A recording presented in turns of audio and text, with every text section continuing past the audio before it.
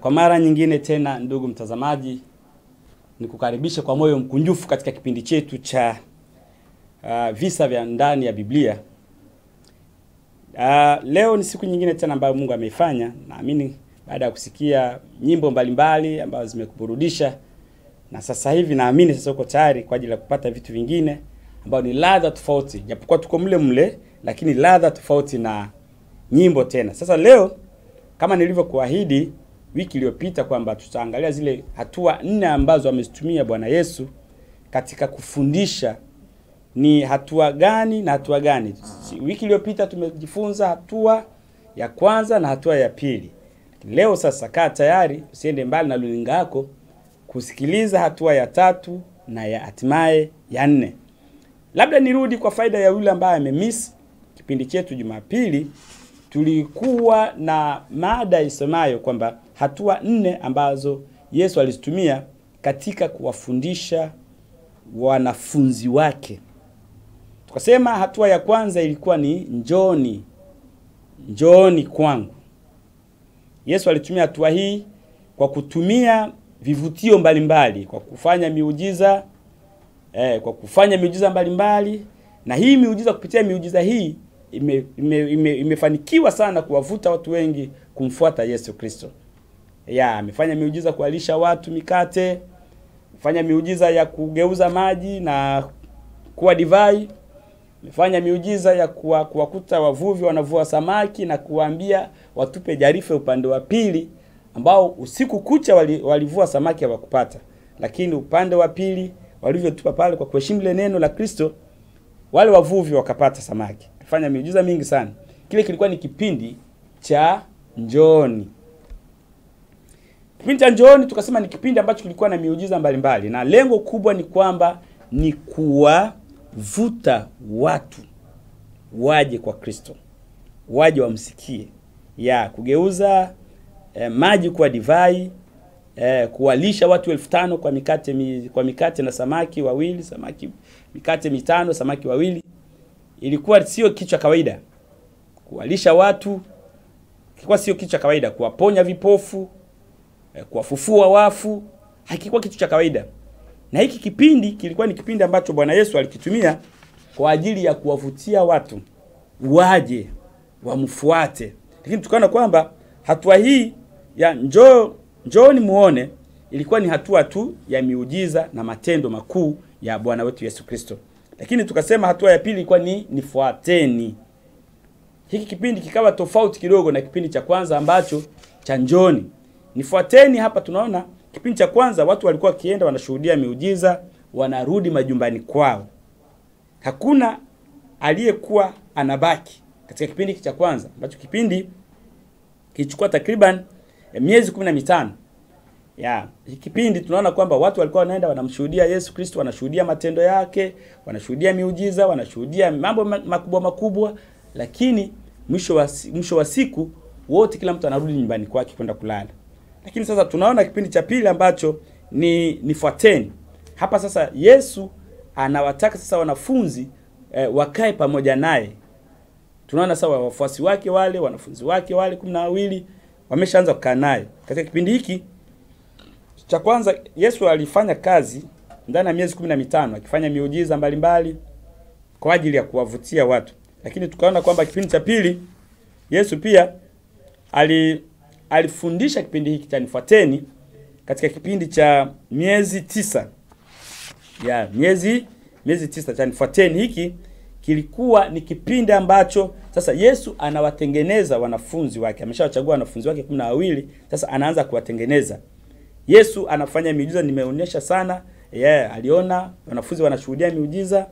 Yesu wanashuhudia, Yesu anafundisha, wanafunzi wanashuhudia. Yesu anaponya, wanafunzi wanashuhudia. Yesu anafanya kila kitu alichokuwa anakifanya. Wanafunzi kazi yao ilikuwa ni kushuhudia tu. Hakuna sehemu ambapo tumeona kwamba katika kipindi hiki wanafunzi nao walifanya chochote. Hawakufanya chochote katika kipindi hiki cha nifuateni. Unaona? Sasa hapa Yesu bado anawajengea tabia ya maombi, kuwabadilisha sasa watu katika ile hali yao ya zamani na waingie kwenye hali ya Ukristo sasa. Waanze sasa kumfanana Kristo. Ndio kipindi cha nifuateni. Hapa Kama ni kusoma Biblia kipindi hiki kwa mtu ambaye ni mwongofu mpya, ndio unamwona sana anaanza kusoma. Kipindi cha maombi anaanza kujifunza kuomba, anaanza kuomba sasa, anaanza kuwaombea watu, anaanza kujiombea mwenyewe, kujisimamia, kusoma neno na kadha wa kadha. Anaanza kujitoa kwa dhati. Kipindi kama hicho cha kipindi cha Nifuateni. Lakini pia tukamaliza kusema kwamba kipindi hiki cha Nifuateni hakuna mahala ambapo Yesu aliwashirikisha kwenye uongozi. Aliwashirikisha kwenye mambo yote, kwenye huduma.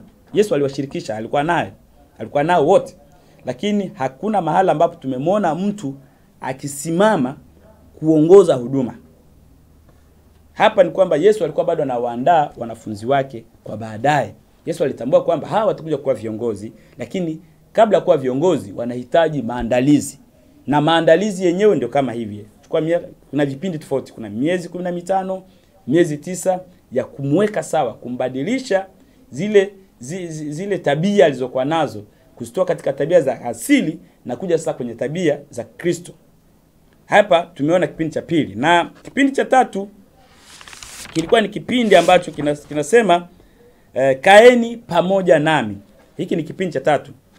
Mwishoni mwa hatua ya Nifuateni tunaona sasa Yesu tena waona kwamba sasa wanafunzi hawa wamesha kamilika kwa kiasi fulani. Sasa hakutumia tena ile mbinu ya Nifuateni, au hakutumia tena ile mbinu kwamba ile mbinu tena aliyokuwa anatumia mbinu ya pili, lakini sasa anaenda sasa mbinu ya tatu ambayo ni kaeni pamoja nami. Hii kaeni pamoja nami ni mbinu ambayo Yesu aliitumia sasa baada ya kuona kwamba wameshatoka stage ya kwanza, wako hatua ya pili, na hii hatua ya tatu sasa ambayo sasa ni kaeni pamoja nami. Yesu alikwenda mlimani kusali, alikesha kiomba, kisha akawachagua wale tenashara 12, wanafunzi wake 12 ambao aliwaita mitume. Sote tunafahamu kina Petro, kina Yohana, kina Yakobo, kina Andrea na kadhalika. Wale 12 watenashara, bila kumsahau Yuda. Baadaye aweze kuwatuma kwenda kuhubiri. Alichokifanya hapa Yesu si kwamba alimkuta tu Petro kwenye uvuvi akamleta. Si kwamba amewakuta wakina Tomaso kwenye shughuli zao akawaambia acheni kuvua samaki, nendeni mkavue watu. Hapana. Alichokifanya Yesu ni kwamba aliwavuta kwanza, wakaja wakakaa pamoja naye, akawafundisha kwanza, wakashuhudia yale ambayo Yesu alikuwa akiyafanya. Alafu huku Yesu unaona sura ya 5 Mathayo pale, anakwenda nao mlimani, anawafundisha namna kuomba, anawafundisha namna kuhudumu. Huduma baada ya kuona kwamba sasa hapa hatua hii wameshatoka, Yesu aliwachukua tena akapeleka kwenye hatua nyingine. Sasa hapa leo tunazungumzia hatua ya tatu. Baada ya kuzungumzia hatua ya kwanza na hatua ya pili, leo sasa tunazungumzia hatua ya tatu ambayo Yesu anakwenda mlimani kusali, na wale wanafunzi wake 12 tayari ameshawachagua. Sasa hapa ndo anawaambia sasa sio tena ile kurukaruka. Kipindi cha kwanza mlikuwa mkija mkinisikiliza mkaondoka. Kipindi cha pili mlikuwa bado hamjakamilika, bado tabia zenu, bado zile tabia za asili bado zipo. Na kipindi cha tatu sasa ndo Yesu anawatambulisha na kuambia sasa nyie sasa mnatakiwa mkae pamoja nami. Baadaye aweze kuwatuma wakafanye yale ambayo, au wakaweze kuyafanyia kazi yale ambayo wameyaona, wameyashuhudia, nao wakaenda wakayafanye huko mitaani. Sasa katika vipindi vyote hivi vinne, hiki kipindi cha tatu ndio kipindi kirefu zaidi. Kipindi ambacho kimechukua takriban miaka 2.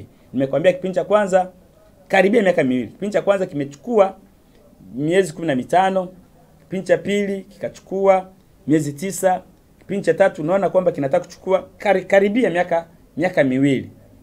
Ukipiga mahesabu yako utaona kwamba Yesu alihudumu kwenye miezi 42, kwa maana miaka 3 na miezi 6. Sasa ukitenganisha hayo, wanazuoni wanasema kwamba kipindi kilikuwa na miezi 15, miezi 9, miaka 2. Utaongeza utakuja kuona kwamba ni kweli ndivyo ilivyokuwa. Yesu aligawa kabisa vipindi hivi, kwamba kipindi hiki ni kipindi cha kuwaweka sawa, kipindi hiki cha kuandaa, na kipindi hiki ni cha kuingia shambani, au wengine wanasema kuingia mzigoni. Sasa wakalihubiri neno la Mungu. Sasa tunaona kwamba kipindi hiki kipindi cha tatu ni kipindi ambacho kilikuwa ni kipindi kirefu. cha kuwasema sasa wakae pamoja na Yesu ni kipindi ambacho kilikuwa ni kipindi kirefu katika vipindi vyote vitatu. Huduma ya Yesu. Yesu anataja mara mbili kwa mitume wake kwamba wakae pamoja naye. Tunaona sasa katika kipindi hiki Yesu anawaomba sasa, jamani tukae pamoja sasa tufanye nini? Tufanye kazi. Na hapa sasa tunaona zile tabia zimeshajijenga. Tumesema tabia ya maombi, tabia ya kusoma neno, tabia zile tabia za Kikristo zimeshajijenga. Sasa hapa ndo unaona sasa Yesu anawaambia njoni sasa tukae pamoja. Kwa maana unaona sasa tabia kujitoa kwa dhati imeshajitokeza. Imeshaongezeka. Hata kuwa tayari kufa. Sasa unaona sasa hapa sasa wanafunzi wameshamuelewa Yesu ni nani, wameshalielewa neno, injili wameshaipokea. Sasa hapa wako tayari kwa lolote kwa sababu tayari wameshaielewa injili. Bwana Yesu asifiwe. Utanielewa tunachokwenda na kwenda kufundisha. Wakati wa mpito kutoka ushirika wa huduma hadi kufikia uongozi. Sasa hapa Yesu sasa wameshatoa kipindi cha kwanza na kipindi cha pili. Hapa sasa Yesu anaweza kawaweka sasa kwenye uongozi. Unaona kipindi cha kwanza hapakuwepo na uhusiano wa karibu sana, kwamba ile kufuatana walimfuata tu wakati wa mchana, jioni wakaenda kulala. Kipindi cha pili unaona sasa wanaanza kukaa, wanamsikiliza, wanashuhudia yale matendo, wanayaona, lakini hakuna aliyekuwa kiongozi pale. Kipindi cha tatu sasa Yesu anaanza kuandaa sasa kuwa viongozi wa baadaye. Mwendelezo wa mchakato wa ukuaji mwema tunaona kwenye kipindi cha tatu. Mwendelezo wa ule mchakato, kwa sababu tumesema ni process. Umeona process ya kwanza imeisha, ya pili na hapa tuko process ya tatu. Sasa kwa hiyo mwendelezo wa ule mchakato wa ukuaji mwema. Sasa nguvu ielekezwe kwenye kuzikomaza zaidi zile tabia za Kikristo. Sasa hii hatua ya tatu ni kuhakikisha kwamba zile tabia za Kikristo zimeanza kukomaa. Zile tabia ambazo nimestaja kwenye kipindi kilichopita, tabia za nifuateni. Sasa zinaanza kukomazwa ndani ya kipindi hiki kwamba kaeni pamoja nami. Kipindi cha kaeni pamoja nami, Yesu sasa anaanza kuzikomaza, anazitilia mkazo zaidi. Kama ni maombi yawe ni maombi haswa. Kama ni kusoma neno liwe ni kusoma neno haswa. Kama ni kushuhudia iwe ni kushuhudia haswa. Kipindi hiki cha tatu ndio tunaona kwamba sasa kuwa na wakati wa kutosha wa kukaa na Yesu Kristo. Hiki kipindi walikuwa sasa wanafunzi sasa wako na wakati wa kutosha. Sio tena yuko mguu mmoja ndani mguu nje, kwamba wewe nyumbani kuna nini. Kwenye kipindi cha pili ndio tunaona kwamba Petro, kuna mitume wanamuuliza Yesu, sasa kama tutaacha vyote na kukufuata wewe, sisi tutapata nini huko mbeleni? Maana walijua kwamba sisi tuna familia, tuna biashara, tuna mashamba, tuna mifugo, na wewe unatuambia tukufuate. Nifuateni. Huko mbele tunapata nini huko mbele? Ndipo sasa akamwambia kwamba watakao waacha mashamba, wazazi, ndugu, huko mbele watapata 100 zaidi. Na ukiacha kuvua samaki, huko mbele hutakuwa tena mvuvi wa samaki, huko mbele utavua nini? Utavua watu, utakuwa mvuvi wa watu. Haya ni majibu ambayo na maswali ambayo yalikuwa kwenye kipindi cha pili. Hapa kwenye kipindi cha tatu hatuyaoni tena yale maswali. Yale maswali ambayo yalikuwa na mashaka, maswali ambayo yalikuwa na kwa nini, mbona, hayakuwepo tena kwenye kipindi hiki cha tatu, kwa sababu wameshaelewa sasa, wameshaonja utamu, wameshaonja ladha ya injili. Sasa wako tayari sasa, wameshajitoa kwa dhati sasa, wako tayari sasa kumtumikia au kuambatana na Kristo katika kipindi hiki cha tatu ambacho ni kaeni pamoja nami. Tunaona kwamba, naomba nipate muda kidogo wa kuelezea namna makanisa yanavyoharibu hatua hii. Nikueleze namna gani makanisa sasa hivi, sijui kwa sababu hili somo labda halijawafikia, lakini kwa neema ya Mungu naomba sasa kwa wewe mtazamaji na mtumishi wa Mungu na nisikilize sasa, iwe ni kibali sasa cha kujifunza namna gani tunaweza tukawaandaa watu kuja kuwa watumishi bora. Tukaandaa watu kuja kuwa mitume, manabii, walimu na wachungaji bora, kama jinsi Yesu alivyoandaa mitume wake. Na sisi pia tuchukue nafasi hii tujifunze kwa Bwana wetu Yesu Kristo namna gani ya kuandaa watumishi. Sasa hivi tumekuwa na changamoto nyingi sana, sitaki kuzungumzia sana, lakini tunazifahamu kwamba mtu akija mwaka, miezi 2, miezi 6, sawa, ana moto ndani yake, anataka na yeye, ana pesa, ana site yake sehemu, anataka kwenda kufungua huduma. Hapana.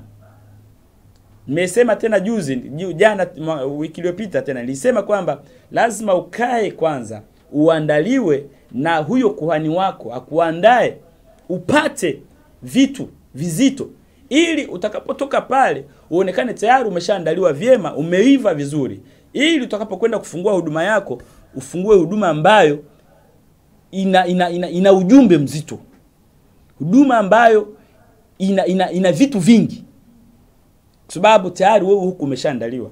Na nimeona sana watumishi wengi baada ya kupata ule moto wa Injili, baada ya kupata ile revival, sasa naye anataka kwenda. Hapana.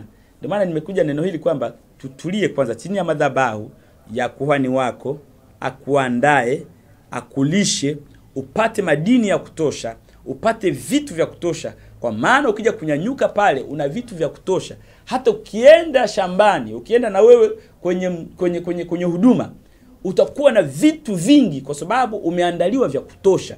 Ndio maana tunaona akina Petro hapa waliandaliwa vya kutosha. Ndio maana unaona miujiza walioifanya wakina Paulo, miujiza walioifanya wakina Petro, miujiza walioifanya wakina Yohana, walifanya miujiza mikubwa mpaka leo bado tunaisoma kwa sababu waliandaliwa vyema. Laiti kama wangekutwa huku walikokuwa, alafu wakatolewa pale wakaingia kwenye ushuhudiaji au kuhubiri neno la Mungu, huenda wangefanya vitu vichache sana, au wasingeweza kufanya vile vitu ambavyo walitakiwa waifanye.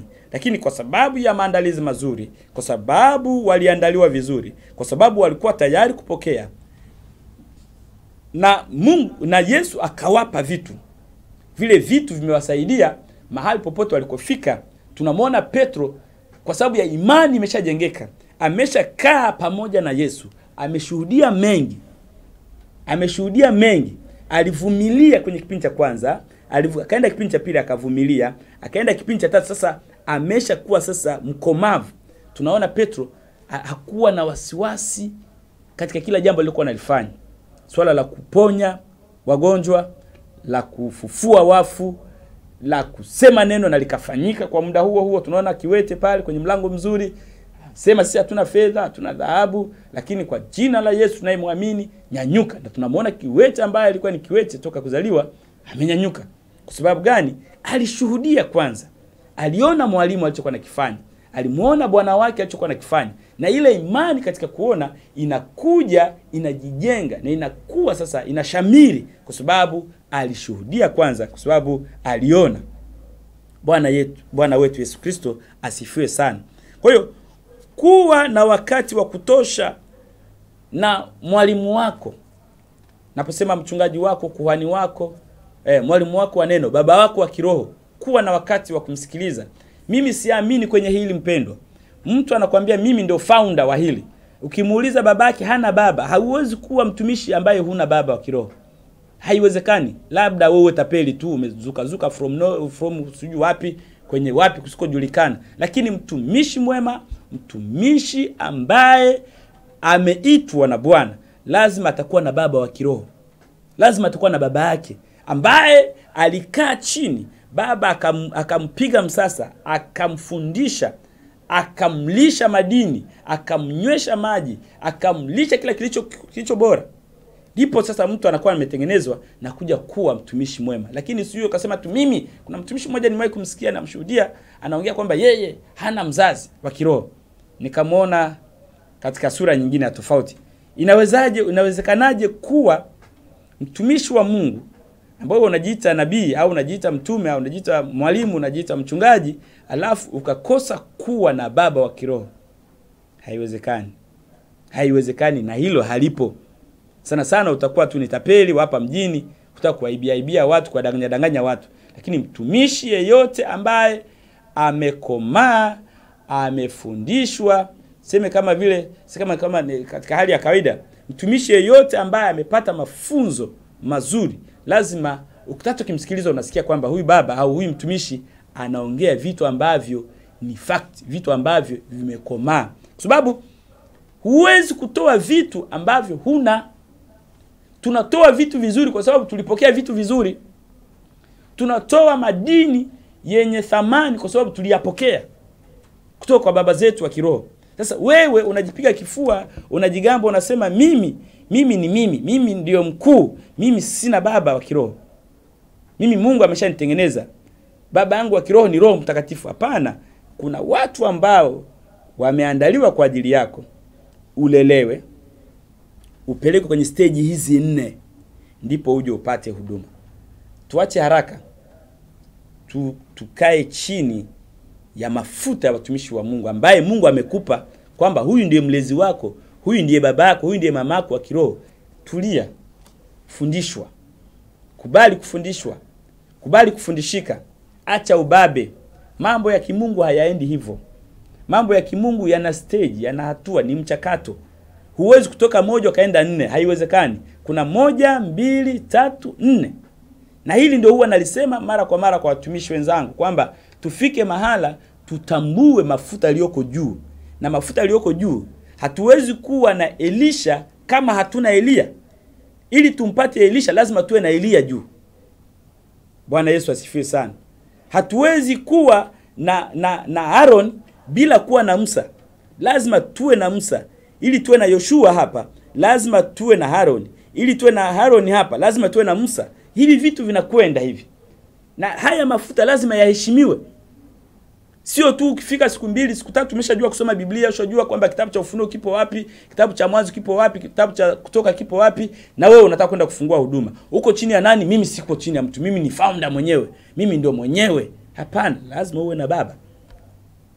Watu wote waliofika mbali walikuwa na baba zao wa kiroho. Watu wote waliofanya vizuri na wote wanaendelea kufanya vizuri, ni kwamba ukiwafuatilia wana wazazi wa kiroho. Tuache kufika sehemu tukaota manyoya. Haipendezi. Mtumishi wa Mungu, rudi kwa baba. Msikilize baba yako. Inawezekana wewe umesha prosper, umeshafanikiwa zaidi kuliko baba wa kiroho, lakini baba ni baba. Wewe ni mtoto tu. Fika mahala msikilize baba yako wa kiroho. Msikilize ni lipi alilonalo, ni kitu gani bado hajakitoa kwa ajili ya huduma yako.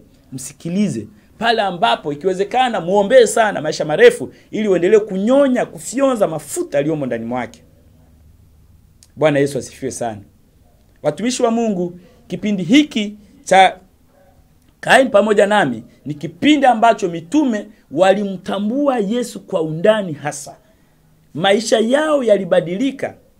Mtazamo wao ulibadilishwa kwa kipindi hiki ambacho mitume walikaa pamoja na Yesu. Walifahamu siri nyingi za Kristo. Walifahamu siri nyingi za Bwana wao. Bwana alikuwa na siri hii. Wakafahamu. Walishuhudia mengi zaidi kwa sababu walishakuwa sasa pamoja naye, wameshakaa pamoja naye. Na wewe nakushauri, kaa pamoja na baba yako wa kiroho. Acha umimi. Acha kujipiga kifua. Wewe bado ni mtoto. Mtoto hakui mbele ya baba. Mafanikio yako hayakufanyi ukawa mkubwa mbele ya baba yako. Mafanikio yako ya kuwa labda na huduma kubwa kuliko baba yako wa kiroho hayatakufanya wewe uwe mkubwa kuliko baba yako wa kiroho. Baba wa kiroho ni baba wa kiroho tu.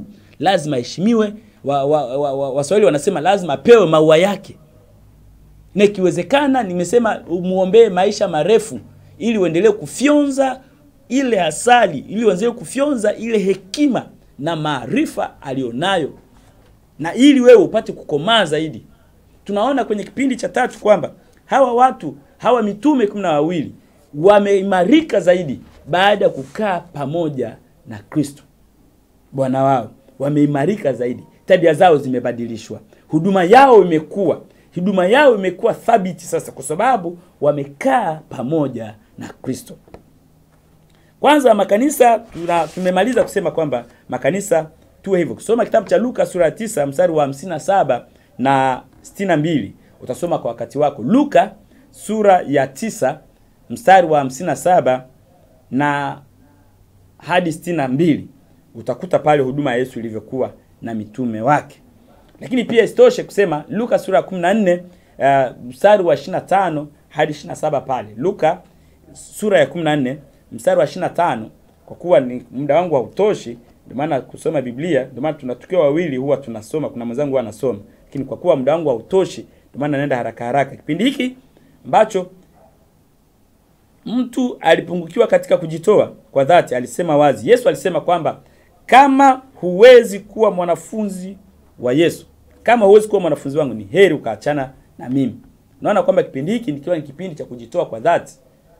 Kama wewe unaona kwamba haya mambo ya Yesu, bado unafikiria familia, bado unafikiria sijui nini mashamba, unafikiria biashara yako, unaona hapa hapana, ni heri ukae pembeni. Huwezi kuwa mwanafunzi wa Yesu kama bado unafikiria vitu kama hivyo. Soma kitabu cha Luka sura 6 mstari wa 40, utakutana na vitu kama hivyo. Yesu anatuhimiza au anawahimiza hawa viongozi kuzidi kujinoa zaidi. Bado tunahitaji kunolewa zaidi. Kuna mtu ambaye nimemsikia anasema kwamba mimi Biblia naenda kufundisha nini? Nimeshajua kurasa zote, nimesoma theology, degree ya kwanza, degree ya pili, na sasa hivi mimi ni doctor, mimi ni daktari. Biblia unanifundisha nini? Mimi nikufika tu na kukunjua ukurasa naanza kufundisha. Hapana. Haipo hivyo. Mambo ya kimungu hayapo hivyo. Kila siku neno la Mungu ni jipya. Lazima tujifunze kutoka Roho Mtakatifu. Kuna mafunuo ambayo ufunuo ulikuwa nao jana sio ufunuo wa leo. Kristo hajapungukiwa kiasi hicho. Roho Mtakatifu bado anajifunua kwa upana zaidi. Kwa hiyo lazima tusome neno la Mungu, hata kama una masters, una degree 20, lakini lazima ufike neno la Mungu liheshimu. Endelea kujinoa zaidi, endelea kujifunza zaidi kutoka kwa mwalimu mkuu ambaye ni Roho Mtakatifu. Kwa hiyo huwezi kusema kwamba mimi tayari nimeshafikia lengo au level ambayo siwezi tena kujifunza tena kuhusu mambo ya kimungu, kwa sababu tayari na miaka 30 kwenye huduma, na miaka 40 kwenye huduma, na miaka 25 kwenye huduma. Kwa hiyo mimi tayari ni aliwatan, mimi tayari ni konki. Hapana. Hayo ndio Yesu asiyotaka. Yesu anataka tukae chini ya mkono wake, tunyenyekee, ili yeye wakati wake ukifika atuweze kutukuza zaidi kutoka mahali ambapo tulipo kwenda zaidi juu. Kujiona kwamba umekuwa ni kosa kubwa sana. Tuendelee kukaa chini ya huduma ya Roho Mtakatifu. Aendelee kutupa maarifa zaidi, aendelee kutunoa zaidi. Lengo ni kwamba tukiwa navyo vingi, tutatoa vitu vingi pia. Ndio maana yangu hiyo. Tukiendelea kupata maarifa zaidi, hekima zaidi za kimungu, mafundisho mbalimbali, tutakuwa navyo vitu vingi. Hata sisi pia tukitoa, tutatoa vitu vingi pia. Tukiwa na ufahamu mkubwa wa neno la Mungu, tutatoa pia vitu vizito vizuri kwa wakati. Hatutakuwa wakati wa kupepesa macho, unauliza swali, unaanza eti unajua imeandikwa wapi mtumishi wa Mungu? Ushabananishwa kwenye kona hapo, hujui useme nini, hujui ufanye nini. Hapana. Tujifunze kuwa na vitu vingi, tuweke vitu vingi ili tuweze kutoa vitu vingi pia. Na kwenda tofauti sasa, na kwenda hatua ya 4 ambayo sasa nakwenda kuhitimisha mada yetu hii ya leo, kwamba hatua ya 4 inasema kaeni ndani yangu. Hii kaeni ndani yangu ni kitabu cha Yohana. Pale unakuta Yesu anazungumza na wanafunzi wake, sura 16 mstari wa 12. Naona Yesu anawaambia kaeni ndani yangu. Baada ya miaka mitatu nitegemea kwamba nione Yesu anawaambia wanafunzi wake kwamba jamani, ongereni sasa yale yote ambayo nimeshawafundisha. Naona tayari mmeshayakariri, tayari mmeshayajua.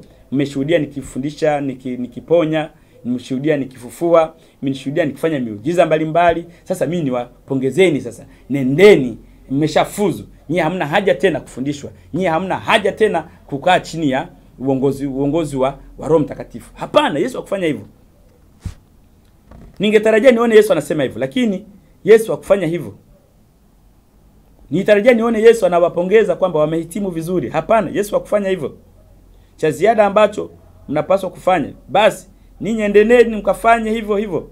Lakini badala yake Yesu alikuwa akisema kwenye mstari wa 10, sasa hapo taona sasa 12, mstari wa 12, hiyo Yohana 16 mstari wa 12. Hata bado ningali na mengi ya kuambia, lakini hamwezi kuyastahimili hivi sasa. Yesu alikuwa bado na mambo mengi ya kuambia wafuasi wake. Kumbuka ameshatoka stage ya kwanza, njooni muone, ametoka stage ya pili, nifuateni, ametoka stage ya 3, kaeni pamoja nami, na hapa sasa kaeni ndani yangu. Bado Yesu anazidi kuambia kwamba bado nina mambo mengi ya kuambieni nyinyi. Pamoja na kwamba nimekaa na nyinyi zaidi ya miaka 3, lakini bado nina mambo mengi na madini mengi ya kuwalisha. Yesu anatambua kwamba wakila sana, wakishiba sana, watatoa vitu vingi sana. Wakiimarishwa sana, ufahamu wao ukiimarika, hata kwenda kutoa, kwenda kufundisha, watafundisha vitu vingi. Imani yao ikiimarishwa zaidi, imani yao ikisimama thabiti, ikiwa madhubuti, hata huko mitaani watafanya vitu vikubwa. Unamwona Filipo anaingia kwenye ukumbi, anakutana na watu wanafanya mazingaombwe pale. Filipo anaingia, anatazama, mpaka yule jamaa Simeoni anasema sasa hii hatari. Simeoni aliaminika kwamba ni mtu wa ajabu pale mjini kwake, lakini alivyoingia mtumishi wa Mungu ambaye ameshaandaliwa, ameshalishwa madini ya kutosha, Filipo, Simeoni alijiona yeye ni Piliton mbele ya nani? Mbele ya Filipo. Simeoni mchawi alijiona ni mdogo, kwa sababu alikutana na master, alikutana na konki. Sasa unaona haya yote yanahitaji maandalizi. Kaeni ndani yangu nami ndani yenu. Yesu akikaa ndani yako na wewe ukakaa ndani ya Yesu, hapa sasa ndo tunaona sasa ni mchakato mwingine ambao unaendelea. Huu ni mchakato ambao mpaka kufa.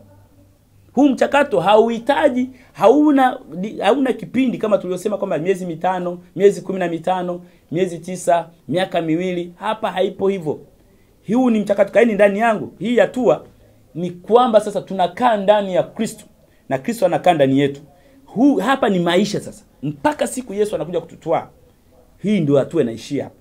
Kwa maana nyingine, Yesu akikaa ndani mwetu sasa, kusoma Yohana 15 mstari wa 4, pale utaona kwamba Yesu anasema, tazama, tukikaa ndani ya Yesu na Yesu akikaa ndani yetu, Yesu anakuambia kwamba atakuwa pamoja nawe, atakuwa pamoja nasi mpaka siku zote hadi utimilifu. Atakaa pamoja nasi. Kwa hiyo Yesu anahitaji kuwa pamoja nasi miaka yote. Baada ya kutimiza hizi hatua zote, hatutaki tena kumweka Yesu pembeni. Hizi hatua zote 4, hii hatua ya 4 inatuomba sasa tukae ndani ya Kristo na Kristo akae ndani yetu. Akikaa ndani yetu ndipo tunaendelea kufaidi, bado tunaendelea kumfaidi zaidi. Tunaendelea kugundua vitu vingi zaidi ambavyo vinahusiana na ufalme wa Mungu. Lakini hivi vitu hatutavijua kama Kristo haipo ndani yetu. Hivi vitu hatutavijua kama sisi hatupo ndani ya Kristo. Tunavijua, tunavumbua vitu vingi, tunatambua siri nyingi za mbinguni kama Kristo yuko ndani yetu. Lakini kama sisi pia tuko ndani ya Kristo. Bila hivyo, mambo mengi ya rohoni hatutayajua. Bila hivyo, siri nyingi za kimungu hatutazijua, kwa sababu hatupo ndani ya Kristo na Kristo hayupo ndani mwetu. Kwa hiyo tukiwa ndani ya Kristo, Roho Mtakatifu ni mwaminifu, ataendelea kutufundisha, ataendelea kutuonyesha yapi yatupasayo kufanya, yapi ambayo hatutakiwi kuyafanya. Kwa sababu ukweli hapa ni kwamba kuwa mfuasi wa Kristo wa miaka 2, miaka 3, miaka 20 haitoshi kabisa. Ndio maana yangu. Lakini kuwa mfuasi wa Kristo inatosha kama utakaa ndani ya Kristo maisha yako yote, na Kristo akae ndani yako maisha yako yote. Hapa ndio tunasema sasa hapa somo limeeleweka. Na tuwafundishe wafuasi wetu, tuwafundishe waumini wetu, tuwafundishe wapendwa wetu kukaa ndani ya Kristo na Kristo akae ndani yetu. Bali kuwa mfuasi wa Yesu ni mchakato wa kila siku zote za maisha yetu. Kama nilivyosema, Kristo tusilizoe neno la Kristo. Huu ni mchakato. Kila siku lazima tujifunze kuwa ndani ya Kristo. Lazima tujifunze kuendelea kukua ndani ya Kristo. Ukiona mwaka uliopita imani yako, labda kwa mfano imani yako ilikuwa 1 mpaka 60%. Bado mwaka 2025 bado imani yako iko vile vile. Kama tungeweza kuipima kwenye mzani, tunasema huyu tayari mpendwa anahitaji mafundisho. Kwa hiyo imani yetu kila kukicha lazima ikue. Imani yetu lazima iongezeke ndani ya Kristo. Lazima tuwe na imani thabiti. Ufahamu wetu lazima ukue kila siku. Ndio maana tunasema kwamba neno la Mungu ni chakula, ni dawa. Neno la Mungu ni chakula. Ukila chakula kingi unakuwa na nguvu. Kwa hiyo ule mtu anayesema bado nazungumzia na yule mtu anayesema kwamba mimi neno la Mungu nalifahamu. Nina uzoefu wa miaka 40 kwenye wokovu. Kwa neno la Mungu nalijua. Naweza nikaimba tenzi zote za rohoni, zote nikazimaliza. Neno la Mungu nimeshasoma, Biblia hii nimeshasoma zaidi ya mara 4, Mwanzo mpaka Ufunuo nimeshasoma. Kwa hiyo nalifahamu kwa kiasi kikubwa. Kwa hiyo sina haja tena kupoteza muda kusoma neno la Mungu au kana tafakari, kwa sababu neno la Mungu tayari liko ndani mwangu.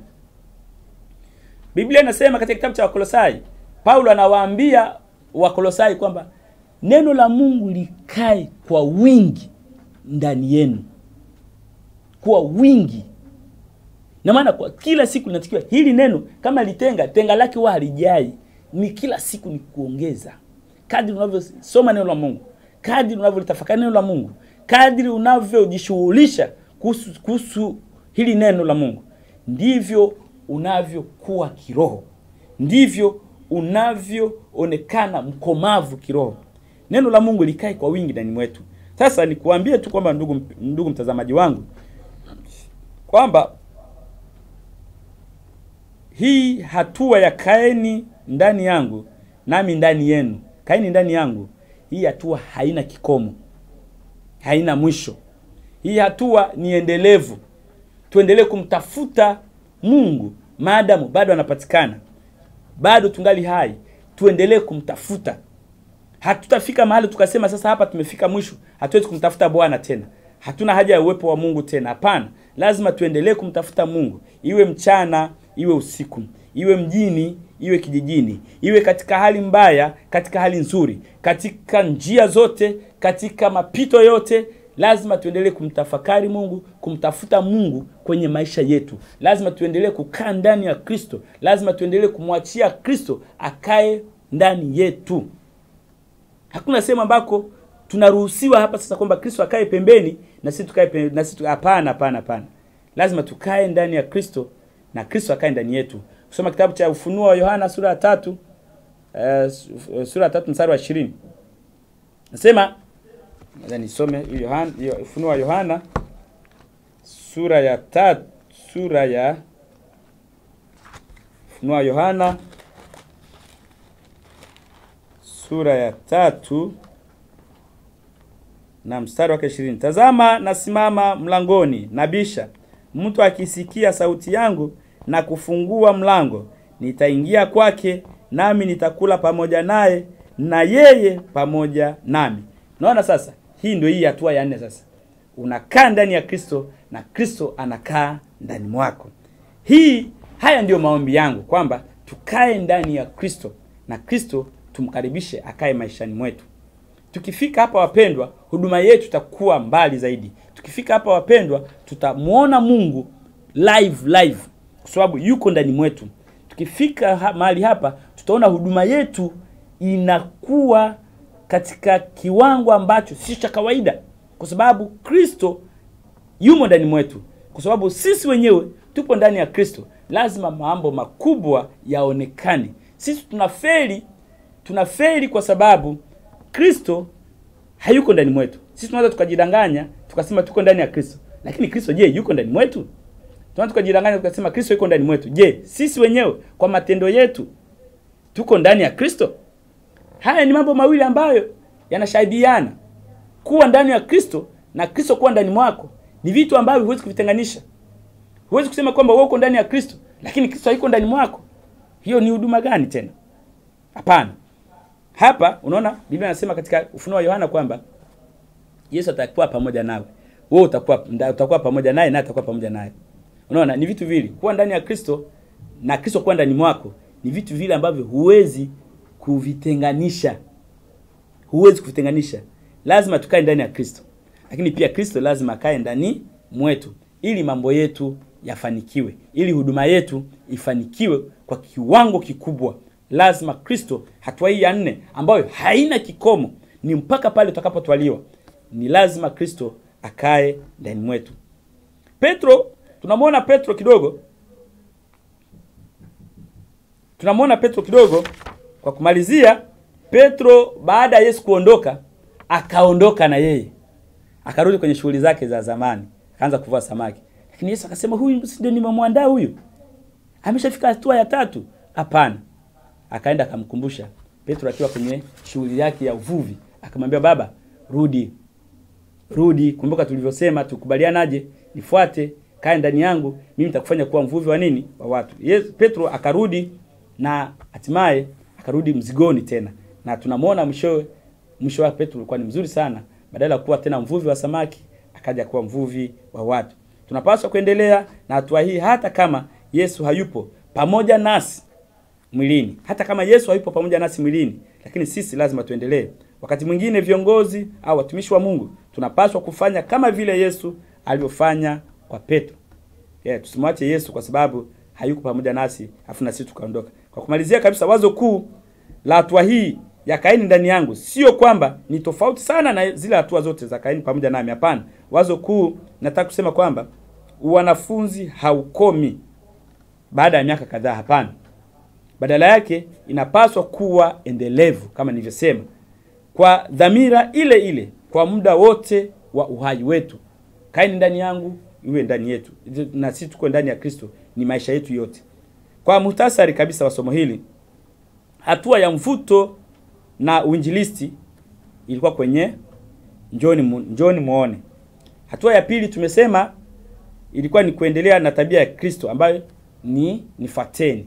Na hatua ya tatu ilikuwa ni kwamba hatua ya kuwatumia katika huduma. Sasa Yesu anaanza kuwatumia katika huduma, na ile ambayo tunasema ni kaeni pamoja nami. Na hatua ya nne ni mwendelezo wa kukua na kuendelea na huduma maisha yetu yote, ambayo tunasema ni ile kaeni ndani mwangu. Baada ya kusema hivyo, nikushukuru sana, na naamini endelea kufuatilia vipindi vyetu vya hapa Rabi TV. Bado tuna mambo mengi ambayo tunaenda kwa ajili yako. Mimi ni mtangazaji wako na mwalimu wako, naitwa Mwalimu Malaki, na namba yangu ya siri utaiona hapo kama ukiendelea kufuatilia vipindi vyetu. Namba yangu ya simu ni hiyo hapo kama unaweza kuongea na mimi moja kwa moja. Mungu akubariki sana na uwe na Jumapili njema. Shalom, shalom, shalom taifa la Tanzania.